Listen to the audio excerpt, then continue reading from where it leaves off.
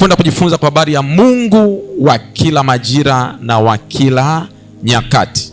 Ndio kitu ambacho tutajifunza siku ya leo, kwa namna ambavyo Mungu amemuumba mwanadamu, amemuumba na kumweka katika nyakati tofauti tofauti. Mungu alivyotuweka hapa duniani, ametuweka kupita katika nyakati tofauti tofauti, na yeye Mungu hakuna nyakati yoyote ambayo atakuacha.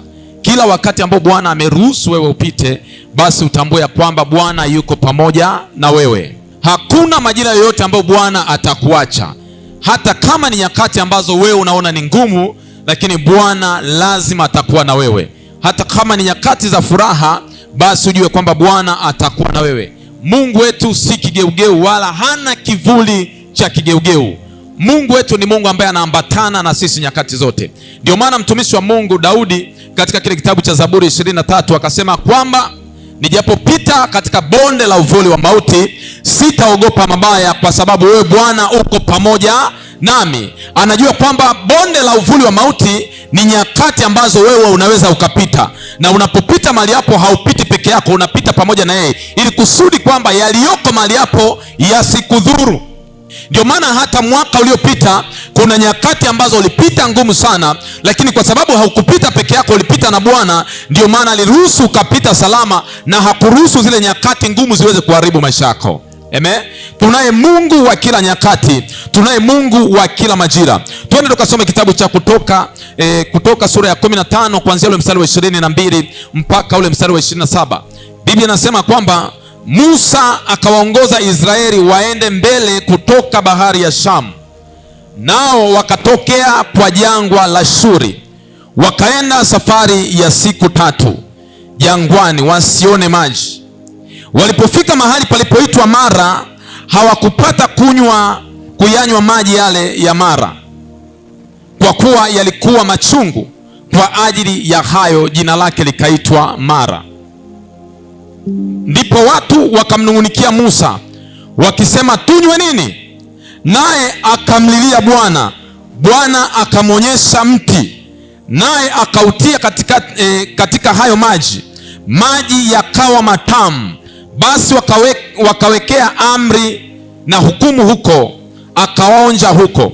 Mstari wa 26 anasema, akawaambia kwamba utaisikiza kwa bidii sauti ya Bwana Mungu wako, na kuyafanya yaliyoelekea mbele zake, na kutega masikio usikie maagizo yake, na kuzishika amri zake. Mimi sitatia juu yako maradhi yoyote niliyowatia wa Misri, kwa kuwa mimi ndimi Bwana nikuponyaye. Wakafikiria Elimu palipokuwa na chemichemi 12 na mitende 70, wakapanga hapo karibu na maji. Bwana Yesu asifiwe sana. Kwenye maisha ya wana wa Israeli tunaangalia kwamba wamekaa katika nchi ya Misri wakiwa watumwa, wakiwa wanateseka. Na Misri walianza kuweka mkakati wa kuhakikisha kwamba kwenye ile taifa au anayezaliwa ni mwanaume anatakiwa maisha yake yakatishwe, kwa sababu walikuwa na wasiwasi kwamba baadaye wana wa Israeli wataweza kuungana na mataifa mengine na kuishambulia nchi ya Misri. Kwa hiyo walianza kupitia maisha ambayo ni ya mateso, lakini hali yote ambayo walikuwa wanapitia kule Misri ni hali ambayo Bwana alikuwa ametoa unabii miaka ya nyuma kabisa, kabla hata wao hawajazaliwa. Bwana alisema kwamba uzao wako utaishi utumwani miaka 400, na wakati hii miaka imetimia, Bwana akawatoa Misri kwa ushindi mkubwa. Yale mapigo 10 tunayoangalia, hakuna hata pigo moja ambalo liweza kuwapata wana wa Israeli, lakini mapigo yote 10 yaliweza kuwapata wa Misri, na Bwana akawatoa kwa ushindi. Wakati Bwana anawatoa kwenye ile nchi ya Misri, wakawa wamepita katika bahari ya Shamu. Wote tunafahamu habari ya bahari ya Shamu, jinsi ambavyo Bwana aliweza kuigawanya, wao wakapita, na walipopita Bwana akaweza kuangamiza wale adui zao. Amina, watu wa Mungu. Sasa wakati wamevuka, wanaelekea nchi ya ahadi, wameshavuka bahari ya Shamu, tunaangalia hawa wanaanza kutembea mwendo wa siku 3. Katika mwendo wa siku 3 hawakuweza kunywa maji. Nikiwauliza wangapi ambao wamemaliza siku 3 bila kunywa maji, hapo unapata wachache sana. Amen. Siku 3 bila kunywa maji, alafu upo jangwani. Siku 3 haunywi maji, uko jangwani na unatembea. Jangwani tunafahamu wakati wa mchana kuna jua kali sana, kwa sababu kuna mchanga linawaumiza, na mwendo wa siku 3 hakuna maji. Na hawa watu wameahidiwa na Mungu kwamba mnakokwenda ni nchi ya ahadi, na wamevuka bahari ya Shamu kwa ushindi mkubwa, akijua kwamba sasa tunaenda kuingia kwenye nchi ya ahadi. Na ile nchi ya ahadi wao walikuwa hawajui inapatikana maeneo gani. Bwana Yesu asifiwe sana.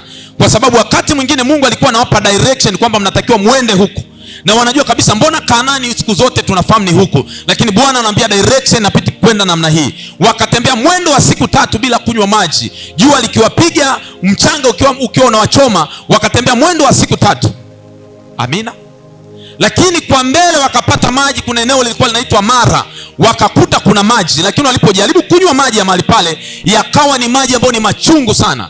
Piga picha, unajisikia kiu, hujanywa maji muda mrefu, alafu wakati umeona maji mahali fulani unataka kunywa yale maji, unaingiza mdomoni yale maji, unakuta ni machungu. Ndio kitu ambacho kilitokea kwao. Biblia inasema kwamba wakamnungunikia Musa. Wakamnungunikia Musa kwa sababu Musa ndiye aliyekuwa kiongozi wao. Walipomnungunikia Musa, Musa akamlilia Mungu. Musa akamlilia Mungu. Wao walinungunika, lakini Musa alichokifanya ni kumlilia Mungu, kwa sababu anajua kwamba majibu yote yanatoka kwa nani? Kwa Mungu. Alipomlilia Mungu, Biblia inasema kwamba Mungu akamwonyesha Musa mti. Musa akaonyeshwa mti ambao utakuwa ni jawabu la hilo tatizo ambalo wanalo kwa wakati huo, kupata maji ambayo ni matamu. Maanake kwamba miti inaweza kuwa mingi, lakini Bwana akamwonyesha mti ambao unaweza kutatua lile tatizo walilokuwa nalo. Baada ya kumlilia Mungu, akamwonyesha mti, akauchukua ule mti, akautia katika yale maji. Alipoweka kwenye yale maji, Biblia inasema kwamba yakawa maji ambayo ni matamu, ule uchungu wote ukaisha. Ni nini ambacho tunajifunza mahali hapa? Kwamba yamkini kuna vitu ambavyo umemwomba Bwana aweze kukupatia kwenye maisha yako, lakini vinakuja kukupa ladha ambayo ni tofauti kabisa na ile ambayo ulitarajia. Kuna vitu ambavyo unaweza ukawa unamwomba Mungu. Yawezekana ni ndoa, umekuwa ukimwomba Mungu akupe ndoa, halafu Bwana amekupa ndoa, ile ndoa ukaanza kuiona ni chungu. Umemwomba Bwana akupe kazi, Bwana amekupa kazi, baadaye ile kazi ukaanza kuiona ni chungu. Hauoni tena ladha kwenye ile kazi, hauoni tena ladha kwenye ile ndoa, lakini unajua kabisa hii ndoa ni Bwana ndiye aliyenipatia. Hii kazi nilionayo wakati huu ni Bwana ndiye aliyenipatia, au biashara ulionayo wakati huu ni Bwana ndiye aliyekupatia, lakini unaanza kuona uchungu kwenye kile kitu ambacho tayari Bwana amekupatia. Kwa sababu unajua hawa wana wa Israeli wanapofika kwenye mahali panaitwa Mara, pale ni mahali ambapo hapa kutokea kwa bahati mbaya, ni Mungu mwenyewe ndiye aliyewaongoza kuwatoa Misri, akawavusha kwa ushindi kwenye bahari ya Shamu. Lakini Mungu huyo huyo akawapeleka mahali ambapo pana maji ambayo ni machungu. Kwamba umemwomba Bwana akakupa kitu ambacho ulijua kwamba utakifurahia, lakini ukiwa unaendelea kukaa nacho ukaona kwamba hakuna furaha yoyote. Ninakwambia siku ya leo kwamba Bwana analo jibu kwa ajili ya hali na majira ambayo unapitia wakati huo. Hiyo kazi ambayo Bwana amekupa haupaswi kuichukia, au hiyo ndoa ambayo Bwana amekupa haupaswi kuichukia hata kama imekuwa ni chungu, kwa sababu Bwana atakupa mti, nawe ndoa utaifurahia. Utafurahia hiyo kazi yako kwa sababu Bwana atakwenda kukupa mti utakaoweka mahali hapo, utakaobadilisha uchungu kwenda kuwa utamu katika jina la Yesu. Amina, watu wa Mungu.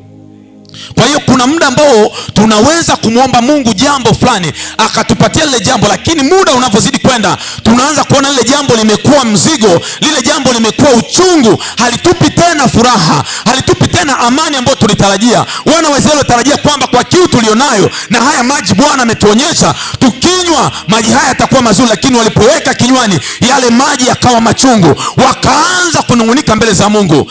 Hautakiwi kuanza kumnungunikia Mungu. Bwana Yesu asifiwe sana.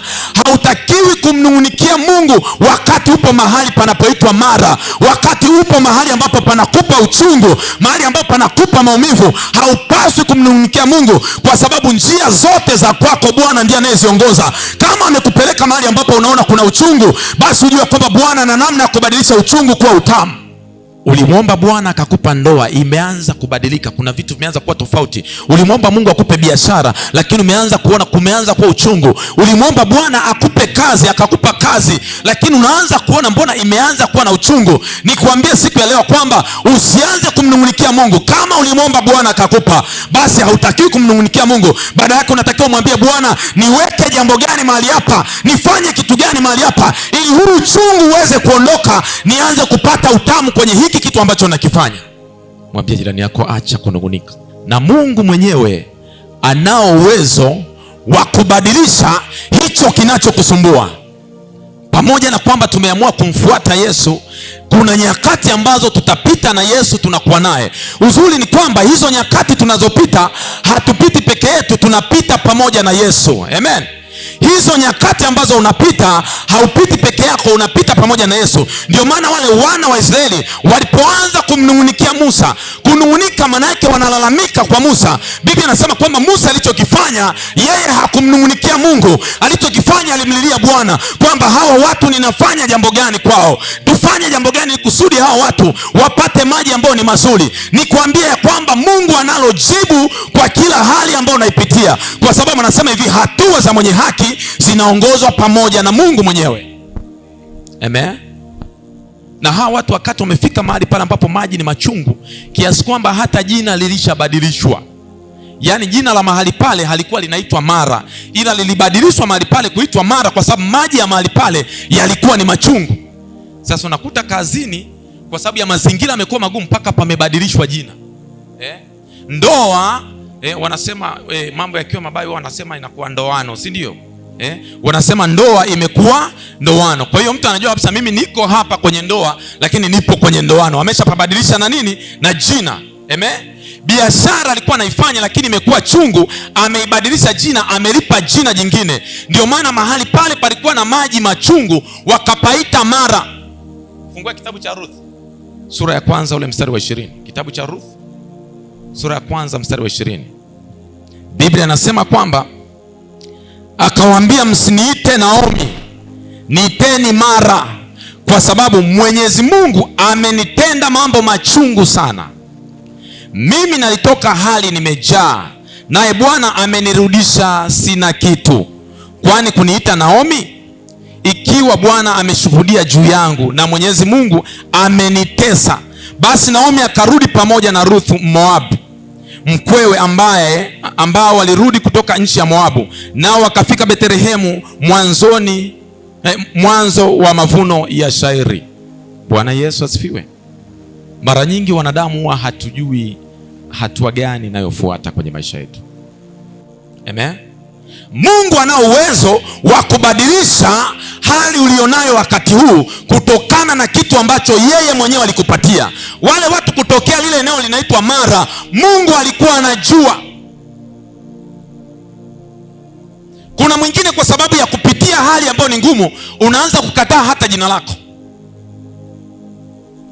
Wakikuita bosi afu mambo yameshaharibika, unakataa. Bwana Yesu asifiwe sana. Sasa hivi madukani ukienda, maduka yoyote wanakuita bosi, kwa sababu pale unapeleka hela kuchukua bidhaa. Amen. Lakini ukikutana mtu anakuita bosi na ukiangalia kabisa mimi sina kitu, unaanza sasa, angejua huyu kwamba mimi sina kitu chochote kunifanya niitwe bosi. Unaona kabisa kwamba hili jina wanalonipa hili sio lenyewe. Hata kama mwanzo ulikuwa unakubali kuitwa bosi, lakini unajua kabisa mambo yameshaharibika, huwezi tena kuitwa bosi, linaanza kukusumbua. Amina. Kuna mwanamke tumemsoma kwenye kitabu cha Ruth, alipitia wakati ambao ni mgumu sana. Alifiwa mume, akafiwa na watoto, akabaki na wakwe ambao hawana hata wajukuu. Alikuwa anaitwa Naomi. Naomi maana yake ni kitu cha kupendeza, kitu kizuri, kitu cha furaha, ndio maana ya jina Naomi. Lakini kwa mambo aliyokuwa ameyapitia, akaanza kusema kwamba msiniite mimi Naomi, mniite Mara. Maana yake uchungu. Na nasema hivi kwa sababu Mungu mwenyewe amehusika kwenye maisha yangu mpaka anapitia huu uchungu. Kama ambavyo na wewe unaweza ukaanza kulaumu kwamba hii kazi sasa hivi inaniumiza, inanipa uchungu, lakini hiyo kazi ni Mungu mwenyewe ndiye aliyekupa. Unaweza ukaanza kulaumu kwamba hii ndoa nilionayo, hii biashara nilionayo imekuwa ni chungu, lakini ni Mungu mwenyewe ulimuomba na yeye ndiye aliyekupa. Sasa ndivyo ambavyo tunaanza kuangalia huyu mwanamke akaanza kubadilisha jina lake kwamba msiniite tena nani Naomi, mniite Mara. Manake mniite uchungu, msiniite mtu wa furaha, mniite mtu wa huzuni. Lakini si kwamba Mungu alikusudia huyo mtu kumpa huzuni. Amina, watu wa Mungu. Sasa kitu unachotakiwa kufanya mahali hapo sio kumlalamikia Mungu wala kumnung'unikia Mungu. Unachotakiwa kufanya ni kuhakikisha kwamba hiyo hali ulionayo inajulikana mbele za Bwana. Na Mungu anasema kwamba kabla hatuyaomba anajua ni nini tunapaswa kuomba. Kwa hiyo unapoanza kumshirikisha Mungu kwamba jambo nalopitia au hili jambo lilonipa sasa hivi linaniweka kwenye hali 1 2 3, unapomwomba Mungu atakuambia kitu cha kufanya. Tena ule ulikuwa ni unabii. Unaposikia mti maana yake ni msalaba. Amen. Alipomwambia kwamba chukua huu mti weka pale, Maana yake ulikuwa ni unabii unatolewa kwamba baadaye, ili kuwe na raha kwenye maisha, unatakiwa ubebe msalaba wa Yesu Kristo uweke kwenye maisha yako. Amina, watu wa Mungu. Tunaelewana, watu wa Mungu? Kwa hiyo unapokutana na hali ambayo ni ngumu, lazima uwe na mawazo ya neno la Mungu, uliweke kwenye hilo tatizo lako. Utaona kwamba ule uchungu unaondoka, inaanza kuwa furaha. Ule uchungu unaondoka, unaanza kuona ule utamu. Amen. Kwa hiyo tuna Mungu wa kila hali tunazozipitia kwenye maisha. Ndio maana Mungu akamwambia kwamba mimi ndiye Mungu ambaye ninawaponya. Yale mapigo mliona nimewapiga wa Misri, mliona nimewapiga adui zenu, kamwe siwezi kuwapiga ninyi, kwa sababu ni mimi Mungu ambaye ninawaponya. Amen. Mponyaji wako ni Mungu. Anaponya magonjwa, anaponya akili yako, anaponya roho yako, anaponya ufahamu wako. Amen. Hata uwe na msongo wa mawazo namna gani, bado Mungu anao uwezo wa kukuponya, kwa sababu Mungu anaponya roho, nafsi pamoja na mwili. Anaponya kila kitu. Yeye ni Mungu anayeponya. Ndio maana tunasema Jehova Rafa. Amina, watu wa Mungu. Kwa sababu ni Mungu ambaye ni mponyaji, ana uwezo wa kuponya hali zozote ambazo unakutana nazo. Kwa hiyo badala ya kumnungunikia Mungu, unamnungunikia Mungu wakati unapitia mambo magumu au upo kwenye hali ambayo haukuitarajia, unapaswa kumlilia Mungu. Amen. Unapaswa kupeleka mahitaji yako au vitu ambavyo vinakusumbua kwa Mungu. Usifanye kama wana wa Israeli ambao walikuwa wananungunika. Mungu hapendi manunguniko. Hata wewe mwenyewe upendi. Hata wewe mwenyewe haupendi. Nikupe mfano. Umemsaidia mtu kutoka kwenye hali ngumu. Hasa mfano kwa wale wafanyakazi. Kwenye kile kidogo ambacho unakipata, ukamsaidia mtu. Umemfikisha mahali fulani. Kuna siku labda mshahara wako wewe umechelewa, ukashindwa kufanya jambo kwa yule mtu kwa wakati, halafu akawa na kunungunikia. Unajisikiaje? Kama hujawahi kumsaidia mtu unaweza usinielewe. Lakini kama umewahi kumsaidia mtu, halafu yule mtu mahali ambapo angekuelewa akakuvumilia, hakuvumilii, ila anakunungunikia, anakulalamikia, kuna maumivu makali sana. Amen. Sasa ukisoma kitabu cha Korinto wa kwanza 10:10, utaangalia Biblia inavyoeleza kwamba Mungu wale watu waliokuwa namnungunikia aliwaharibu. Yaani pale jangwani kuna kitu ambacho Bwana alikuwa anakishape kwa wale watu. Mungu yuko interested sana na karakta yako kuliko unavyofikiria. Tabia. Mungu anafuatilia tabia yako kuliko unavyofikiria. Unaweza ukawa na kipawa kikubwa sana, lakini Mungu anafuatilia tabia yako. Ndio maana Mungu anatumia muda mwingi sana kumwandaa mtu, kwa sababu anajua kwamba kipawa bila tabia nzuri, maana yake muda wake ni mchache sana wa kuishi. Yaani Mungu anachoangalia kwa mtu kikubwa sana. Ndio maana Mungu anatumia muda mwingi sana kukupitisha kwenye mambo mengi. Kuna namna fulani na kushepu, kwa sababu anajua kwamba hata kama atakutumia kwa miaka michache, ila anahakikisha kwamba huyu mtu tayari karakta yake nimeitengeneza vizuri. Amen. Ndio maana Mungu kabla hajafanya jambo lolote kwenye maisha yako, anahakikisha kwamba anakutengeneza kwanza kwenye tabia. Amen. Kabla hajakupa jambo lolote, lazima ajue kwamba hii tabia ya huyu mtu itaweza kuhimili hili jambo naloenda kumpatia. Mungu haoni shida kukuandaa miaka 20, hata kama anataka kutumia kwenye kitu cha lisali moja au masaa 3, yuko tayari kutumia muda mwingi kukuandaa. Wana wa Israeli wakati Bwana anawapitisha pale jangwani, Bwana alikuwa anatoa vitu fulani ambavyo viko ndani ya mioyo yao. Bwana Yesu asifiwe. Kuna mtu mmoja alikuwa anaitwa Esau na mwingine alikuwa anaitwa Yakobo. Kuna mtu mmoja kati ya hawa wawili anaitwa Esau, ambaye yeye aliuza uzaliwa, nafasi ile ya kuzaliwa wa kwanza ile, kwa chakula tu, kwa chakula. Sasa unapokuwa unasoma juu juu, unaweza kusema yule bwana akufikiria sana, lakini mtu alikuwa na njaa. Wangapi mwaikuwa njaa jamani? Ile njaa kali ile mpaka ujielewi. Asante sana. Mimi mwenyewe imewahi kuniuma. Sasa yule bwana alipiga hesabu ile njaa ambayo alikuwa nayo. Wewe unaposoma ile andiko unakuwa umeshiba. Sijui mnanielewa watu wa Mungu? Unaposoma ile andiko tena unakuta yani huyu unakunywa na soda kidogo, afu unasoma pale unaangalia Esau akauza nafasi yake ya uzalio kwa dengu. Watu ni wajinga. Watu ni wajinga sana. Yaani unauza kwa sababu ya chakula. Hii chakula sitaka mwili tu tukitumia tunaenda tu kule. Bwana Yesu asifiwe sana. Unazungumza haya yote kwa sababu hauelewi situation ambayo yule mtu alikuwa nayo. Nina uhakika asilimia kubwa ya watu wengi, kwa sababu angepiga tu hesabu, yani nife njaa kwa sababu ya kuwa mtu wa kwanza kuzaliwa, yani kuitwa Doto, siwezi kubali. Nipe chakula, wewe utakuwa kulu, haina shida. Kwa sababu ni mahesabu ambayo unapiga haraka haraka ili kusudi uweze kujinusuru kwenye hali ulionayo. Kwa hiyo kuna nyakati fulani ambazo kiuhakika kweli unahitaji hekima ya Mungu. Usije ukamcheka mtu kwa sababu ya maamuzi fulani ambayo aliyafanya bila kujua hali aliyokuwa nayo wakati huo. Kwa sababu mara nyingi wale watu wengi ambao unawacheka kwamba alifanya hivi, mara nyingi hata wewe mwenyewe ungepita pale ulikuwa unafanya kile ambacho anakifanya, au pengine ungefanya makubwa zaidi. Amina, watu wa Mungu. Tunamhitaji Mungu kwenye kila nyakati. Amen. Na kwa sababu miti ni mingi, lazima Mungu akuonyeshe mti sahihi wa kutumia. Amen. Kwa sababu taarifa unazosikia ni nyingi kuhusiana na tatizo lako.